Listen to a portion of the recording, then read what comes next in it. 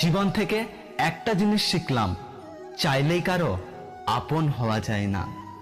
পরিস্থিতি মানুষকে অনেক কিছু শেখায়, যেমন একা চলতে শেখায়, নিজের পায়ে দাঁড়াতে শেখায়, বাস্তবতা শেখায়, চেনা মানুষগুলোর আড়ালে অচেনা মানুষকে চিনতে শেখায়।